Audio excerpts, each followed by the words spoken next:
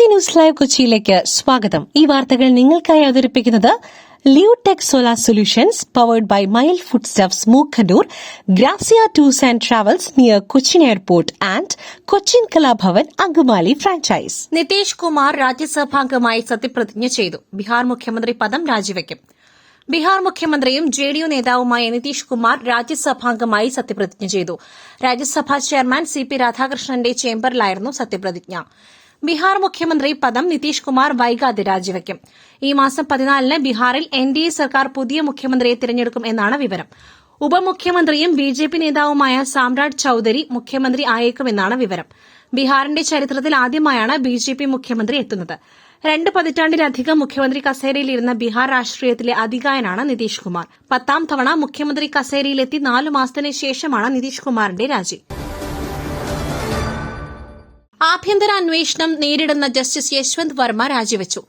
ഔദ്യോഗിക വസതിയിൽ നിന്നും പണം കണ്ടെത്തിയതിൽ അന്വേഷണം നേരിട്ട ജസ്റ്റിസ് യശ്വന്ത് വർമ്മ രാജിവെച്ചു. രാജി രാഷ്ട്രപതിക്ക് കൈമാറി. ജസ്റ്റിസ് യശ്വന്ത് വർമ്മയ്ക്കെതിരെ ഇംപീച്ച്മെന്റ് പ്രമേയം കൊണ്ടുവരുവാൻ കേന്ദ്രം നടപടികൾ ആരംഭിച്ചിരുന്നു. നേരത്തെ ഡൽഹി ഹൈക്കോടതിയിൽ നിന്നും അലഹാബാദ് ഹൈക്കോടതിയിലേക്ക് സ്ഥലം മാറ്റിയിരുന്നു. നിലവിൽ ആഭ്യന്തര അന്വേഷണം നേരിടുകയാണ്.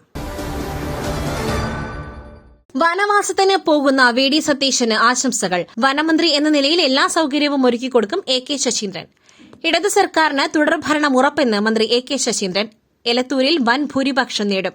എലത്തൂരിൽ തനിക്കെതിരെ അപരനെ നിർത്തിയത് NDAയും UDFുമാണ്. എലത്തൂരിൽ താൻ വിജയിക്കും, എന്നാൽ ഭൂരിപക്ഷത്തിൽ വ്യത്യാസമുണ്ടാകുമെന്നും അദ്ദേഹം പറഞ്ഞു. 3ാം പിണറായി സർക്കാർ അധികാരത്തിൽ വരും. തെരഞ്ഞെടുപ്പ് പ്രചാരണങ്ങളിൽ യുവാക്കളുടെ പങ്കാളിത്തം കൂടുതലായിരുന്നു. ജനങ്ങളുടെ ഒപ്പം നിന്നുകൊണ്ടുള്ള പ്രവർത്തനമാണ് LDF നടത്തിയത്.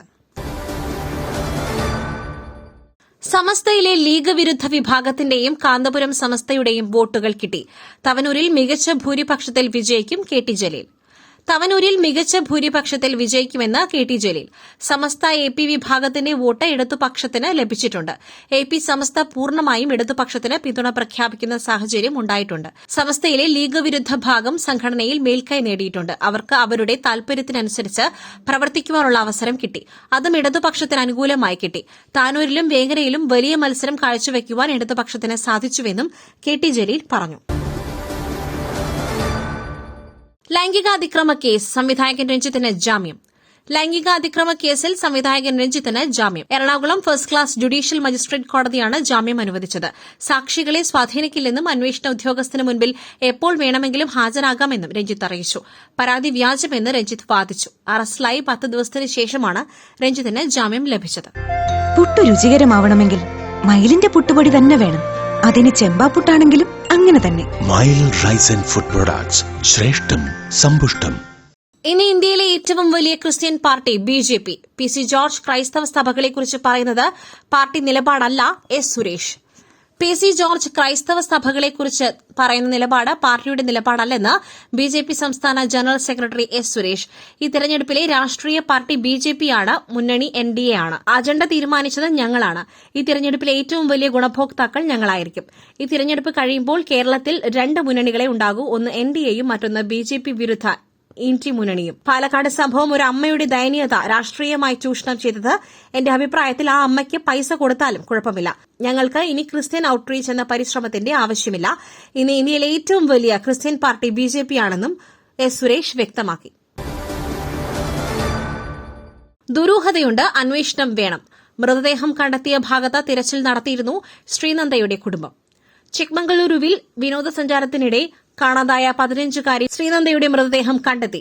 ശ്രീനന്ദയുടെ മരണത്തിൽ ദുരൂഹതയുണ്ടെന്ന് കുടുംബം ആരോപിച്ചു. വിശദമായ അന്വേഷണം വേണമെന്ന് കുടുംബം ആവശ്യപ്പെട്ടു. മൃതദേഹം കണ്ടെത്തിയ ഭാഗത്ത് തിരച്ചിൽ നടത്തിയിരുന്നു. കൂടെയുണ്ടായിരുന്നവർ ഇറങ്ങി തിരച്ചിൽ നടത്തിയിരുന്നു. അപ്പോൾ കാണാത്ത മൃതദേഹമാണ് ഇപ്പോൾ കണ്ടെത്തിയത്.